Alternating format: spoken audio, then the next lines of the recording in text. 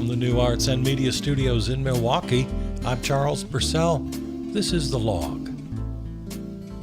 All right, so I'm recording this over the weekend. This episode will drop Monday morning. So all you're hearing about today, Monday, is shutdown news. All right, since you are in the future, you know more than I do about this topic, so I'll leave it to your devices to find out what's going on. The only other thing I'll say about the shutdown is just a complaint about media and language. I can't tell you how many times I've read or heard a so-called journalist say about the Democratic Party that they somehow have control here, that the shutdown is up to them. On a news video you might see, a so-called journalist will look right in the eye of a Democrat and say, "Are you willing to shut down the government? Will you vote to shut down the government?" That framing is entirely wrong. I mean, 180 degrees wrong. The Republicans control the White House. They control the House of Representatives. They control the U.S. Senate. There has been not 1 minute of negotiations with the Democrats about the budget. So where is it written anywhere? Where is it written in the Constitution? Where is it written in basic logic that the Democrats in Congress have some sort of duty to just say yes to anything the Republicans put in front of them? Well, you have to vote for this. Otherwise, you're shutting down the government. It makes no sense. It makes no political sense. It makes no sense logically. And yet, I'm hearing this and reading this over and over. People are framing it. Will the Democrats shut down the government? Well, of course not. If the Republicans want to avoid a shutdown, there's a way to do it. You negotiate with the other party, just like Congress has been doing it for almost 250 years. So, just as a matter of media literacy, of basic civics understanding, please, when you hear the issue framed this way, asking Democrats if they are willing to shut down the government, throw something at your screen. Yell and holler. Know that it's crazy talk. If and when the government shuts down, it is 1,000% the responsibility of the president and the party in charge. Period.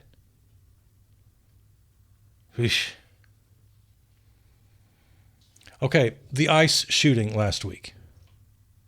It turns out, by everything we've been able to learn so far, that the shooter was another terminally online incel type, like the shooter of Charlie Kirk. It's been reported by people who knew him well, his friends. He wasn't particularly political. He was just kind of an a-hole, and he hated everybody. To the point he was political, they said he was basically a libertarian, anti-government, generally.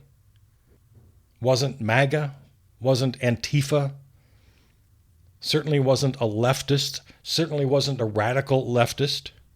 And yet, the Orange Menace and Kash Patel and all the rest of them continue to cynically, knowingly lie to you about this shooter.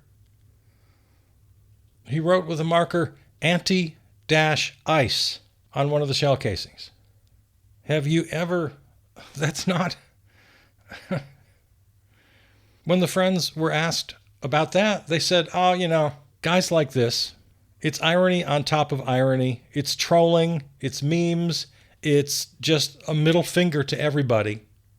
Like the Kirk shooter who etched on one of his casings, "If you read this, you are gay." It's just nonsense trolling from sick, damaged young men. By the way, Ken Klippenstein and Aidan Walker are my sources for what I'm telling you right now about these friends, and etc. I forget which said which. But I mentioned Klippenstein in a previous episode. He's been on Democracy Now! A couple of times. Aidan Walker, I saw him interviewed on Real Time with Bill Maher. He's also got a Substack. There are people reporting the truth. There's way more out there than lying statements, just blatant, self-serving, obvious lies from the administration that are then picked up by mainstream media as either just the truth or, well, maybe just completely unquestioning, right? Yeah, turn it all off. There is reporting out there. And those two names, remember those names, look them up, read them. Ken Klippenstein and Aidan Walker. This is their beat. They know this world. It's what they cover. They're both young. Yeah, you gotta. And if you're not listening to or watching Democracy Now! Every day, you have no idea what's going on. And I'm gonna give 3 cheers to Substack again. Now, Substack is open to anyone, so they're going to be right-wing crazies on Substack? Sure. But the beauty about Substack is you curate it yourself, and they don't have this weird invasive algorithm that makes every effort to make you angry. No, if you curate carefully and find the best sources and choose the people you want to follow, Substack is a fantastic platform. They're not going to mess with you. I'm going to keep using this word. In this day and age, you have to curate your news for yourself and for others. It's your responsibility as a citizen to find reliable, knowledgeable sources, to reject the liars and the propagandists and their dutiful note takers, and then to share what you find with others. So it's to your benefit, it's to your friends and neighbors' benefit. Curation is my word of the year. Take it seriously.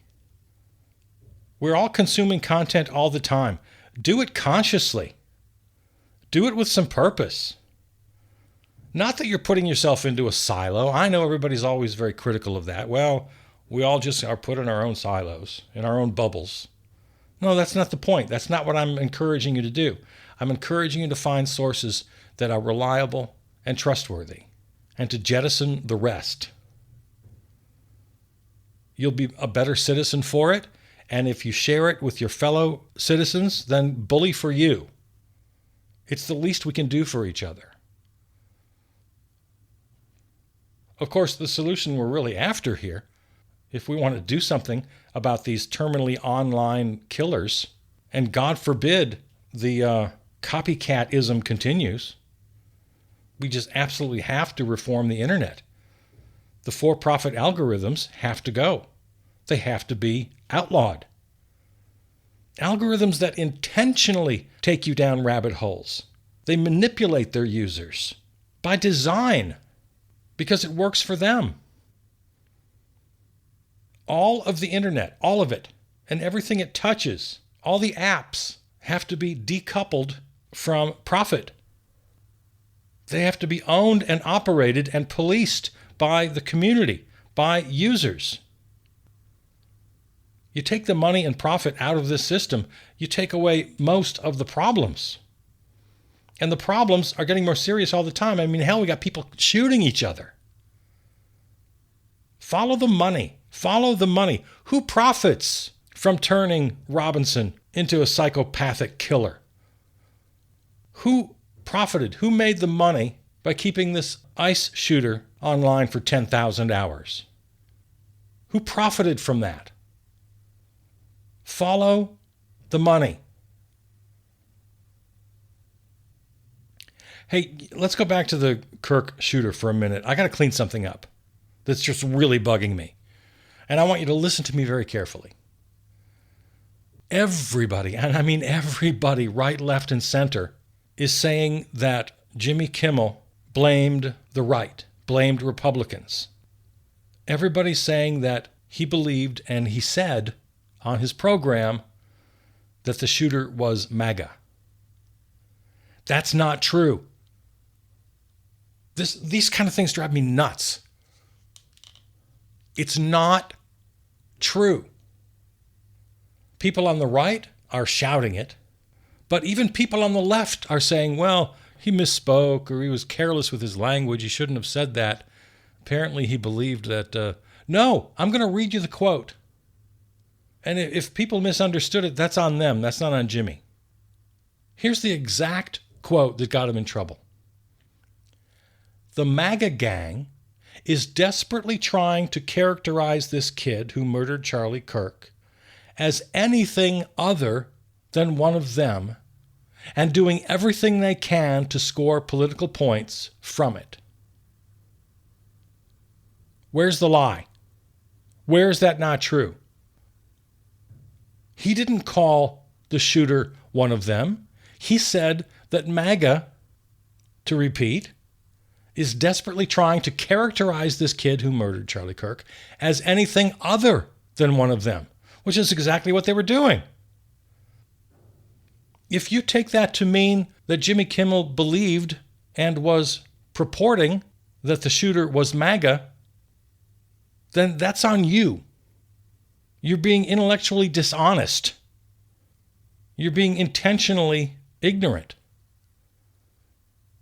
My reading of that statement is clear. Nobody knows, or certainly on the day Jimmy Kimmel made this statement, nobody knew who the shooter was. Certainly they didn't know his politics, if he had any. So the quote itself is clear. And I only bring it up because literally everybody is implying that Kimmel said something he never said. Now, Kimmel was pretty big about it.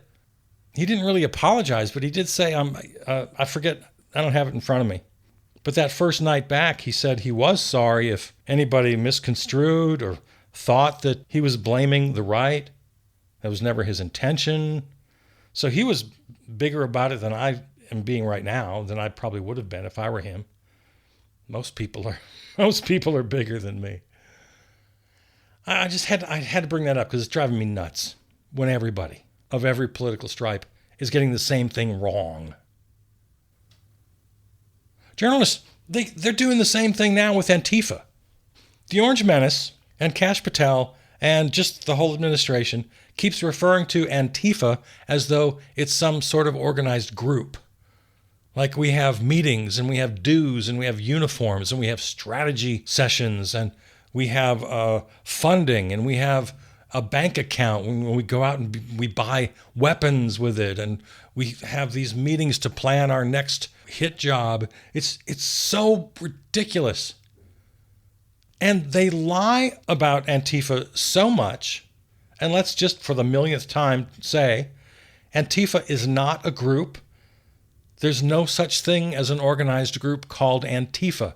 At best, at the most, it's basically just a term that represents a kind of a loose philosophy that we're against fascism. That's it. That's Antifa. That's it. I shouldn't have to say this after years and years, but apparently I do.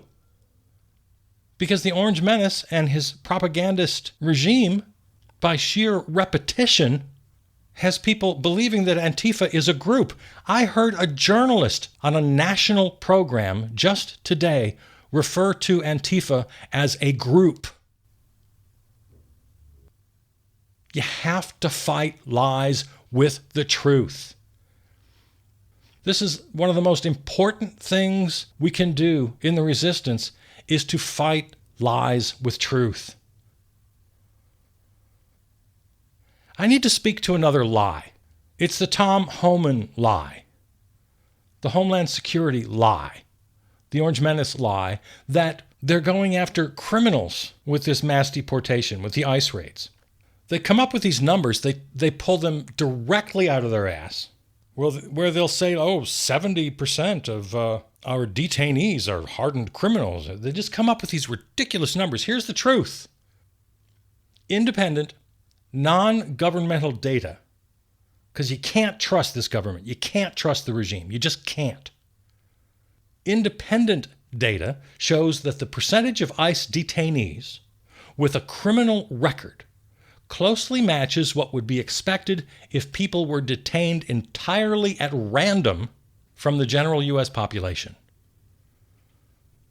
Approximately 29 to 35% of ICE detainees have any criminal conviction at all, which mirrors exactly the approximate 33% of U.S. adults with a criminal record of any kind. So that means around 65 to 71% of ICE detainees have no conviction at all, which is nearly identical to the rate among the general populace.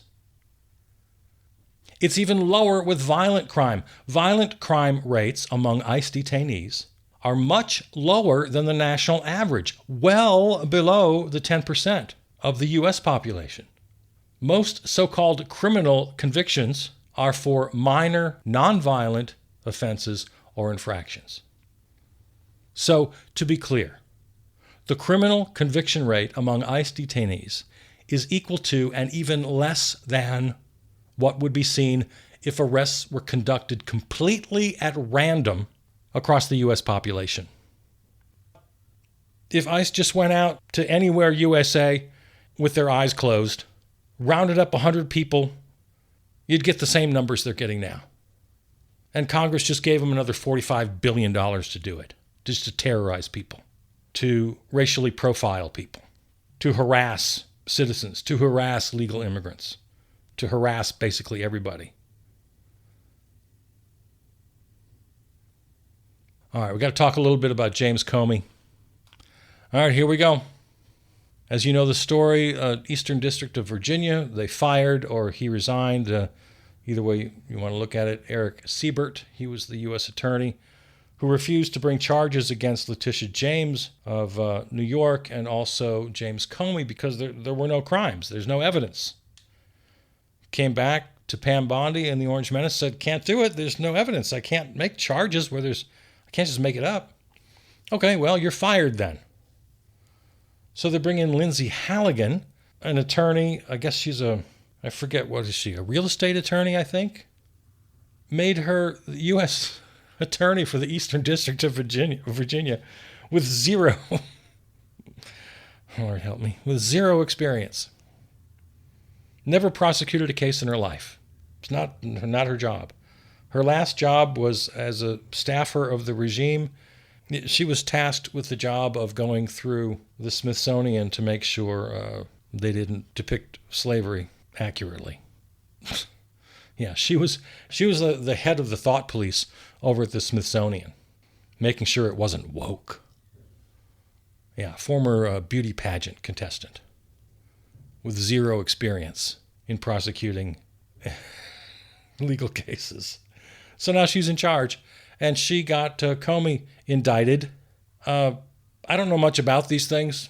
I only know what I hear from the lawyers on TV, basically. But she signed the paperwork on this indictment all by her lonesome, which is unprecedented, I guess. Someone at her level doesn't actually sign the papers. The attorneys, the staff attorneys, do the signing, and several of them sign, but they couldn't get anybody else to do it because she's just a hack, a lackey. Well, I'm telling you things you already know if you're following the news, but it's crazy. Now, what we have to remember about this whole thing, it's like the Jimmy Kimmel thing. It's not about the person. It's not about James Comey, like it wasn't about Jimmy Kimmel. It's about the act itself. These are not funny stories, even though they're absurd, ridiculous stories. They're not funny in any sense. They're deadly serious because the regime is taking steps, unprecedented steps, to destroy freedom of speech, to control the media. For the first time in U.S. history, they're attempting to jail political enemies, to use the power of the executive to harass, intimidate, and to jail people they don't like. I am very critical of the United States. in many, many ways. But it has never done this. This is brutal. You know, we're lucky they're so incompetent, because they really are. This Comey case, according to the experts, is probably never going to make it to a jury trial. The judge is going to throw it out because it's just so poorly done. The whole case is just, I guess the entire indictment is 2 pages, double spaced. They got nothing. Comey's been investigated for years, and as I said earlier, the DOJ just had nothing. That's why they didn't bring an indictment before. There's something called selective or vindictive prosecution, which you can probably guess just by the term, it is what it sounds like. It's, in the opinion of the judge, the prosecution is being brought selectively upon one individual, not for legal reasons, but just because the regime is vindictive against this defendant. So that can be just thrown out. I don't know. Like I said, I'm not a lawyer. I want to close with this. It's called 45 Examples of Non-Compliance for Ordinary Folks. It's on the How to Resist page of Substack. I highly recommend it. I'm going to give you a few, and then I'm going to invite you to go to the site. It's very easy to find, just howtoresist.substack. Pretty simple. All right, I'll just start from the top, get as far as I can in the time we have left, and then I'll invite you to go to the site and see the rest. Number 1, choosing not to engage with regime-aligned media. Fox, CBS, as I've told you, that's most everybody right now. They've all been compromised. Unsubscribe, block, and avoid sharing content from these outlets, and support independent journalism. Okay, that's what you and I have talked about many times. Number 2, refuse to call the police for nonviolent issues. Use community mediation, mutual aid networks, or restorative justice practices instead of involving law enforcement. Excellent. I love that. Yeah, we haven't talked about restorative justice in a long time. We should do that again. Number 3, organize resistance among colleagues. A book club or group chat can go a long way towards building solidarity in the workplace and help lay the foundation for future actions like work stoppages, strikes, or resignations. Because it's going to come to that. I've been saying for months that we're already there, but everybody comes in their own time, I guess, and I don't know how we avoid this. Number 4, refuse to self-censor under threat or pressure, especially people in positions of privilege, authority, or leadership. Not easy. Could threaten your paycheck. I'm not pretending any of this is easy. Number 5, refuse to comply in advance. Number 6, refuse to use euphemisms or dog whistles that mask injustice. And that would be referring to Antifa as a group. You might unwittingly be spreading their propaganda. Another example is from the old days when I was a kid, the term welfare queen. Yeah, do not unwittingly share their propagandist language, because they create this sort of shorthand. America first, make America great again. Just uttering the name George Soros is a dog whistle for anti-Semitism and conspiracy theories. Parental rights is a euphemism. They want you to think it means that parents should have control of their children's education, when what it really means is the banning of books. The suggestion that any topics of gender identity or sexual orientation or race are inappropriate in any school setting, that it all should be stricken. Yeah, so many of these terms they use and have become so common. Voter fraud, when we know that statistically there is no voter fraud, except for 1 or 2 anecdotal cases out of tens of millions of votes. Family values, activist judges, states' rights. The way they refer to immigrants, especially when they say illegals. Yeah, don't let yourself accept these dog whistles and euphemisms. And for love of God, don't share them. Don't start using them. Number 7, host spaces where the truth of what is happening is verified, shared, and discussed. As I was just saying earlier, be a good curator. As I've said many, many times, we all have our platforms. Number 8 on the list of 45 examples of non-compliance for ordinary folks. Number 8, write fiction or poetry that critiques authoritarianism. This moment will need its own George Orwell's, Margaret Atwood's, and Kurt Vonnegut's. Beautiful advice. Number 9, refuse to participate in surveillance or data collection. Question what data is being gathered and why. Opt out. When you have that opt out option on cookies or sharing or notifications, anything like that, always opt out. Number 10, protect academic freedom by resisting ideological mandates.